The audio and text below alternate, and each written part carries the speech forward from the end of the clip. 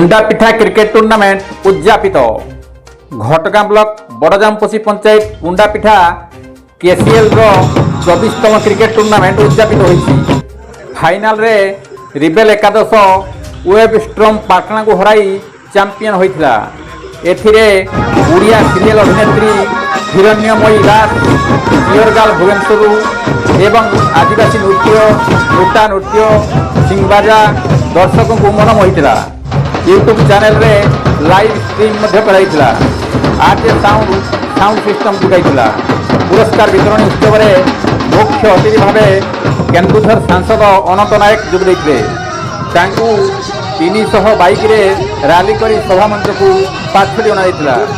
ପୁରସ୍କାର ବିତରଣୀ ଉତ୍ସବରେ ମୁଖ୍ୟ ଅତିଥି କେନ୍ଦୁଝର ସାଂସଦ ଅନନ୍ତ ନାୟକ, ମୁଖ୍ୟ ବକ୍ତା ଘଟଗାଁ ବ୍ଲକ ସାଂସଦ ପ୍ରତିନିଧି ଅଖିଳ କୁମାର ପାତ୍ର, ଘଟଗାଁ ଥାନାଧିକାରୀ ସୁବ୍ରାଂଶୁ କୁମାର ଜେନା, ଘଟଗାଁ ଖଣ୍ଡ ଆର୍ଏସ୍ଏସ୍ ସଂଘଚାଳକ ଦୁର୍ଯ୍ୟୋଧନ ମହାନ୍ତ, ବଡ଼ଜାମପୋଷି ସରପଞ୍ଚ ଯମୁନା ମୁଣ୍ଡା, ସମାଜସେବୀ ଶକିଲ ଅହମ୍ମଦ ଏବଂ ଯୁବନେତା ରତନ କୁମାର ପଲେଇ ପ୍ରମୁଖ ମଞ୍ଚ ଆସିନଥିଲେ। ବିଜୟୀ ଦଳକୁ 30,000 ଟଙ୍କା ସହିତ କପ୍ ଏବଂ ରନର୍ସ ଅପ୍ ଦଳକୁ 20,000 ଟଙ୍କା ସମେତ କପ୍ ମୁଖ୍ୟ ଅତିଥି କେନ୍ଦୁଝର ସାଂସଦ ଅନନ୍ତ ନାୟକ ପ୍ରଦାନ କରିଥିଲେ। ଏଥିରେ କେସିଏଲ୍ କମିଟିର 60ରୁ ଉର୍ଦ୍ଧ୍ୱ ଯୁବକ ସହଯୋଗ କରିଥିଲେ। ଗୋବିନ୍ଦ ରାଉତଙ୍କ ରିପୋର୍ଟ, କେଡିନ୍ ଗୁଡିଆ।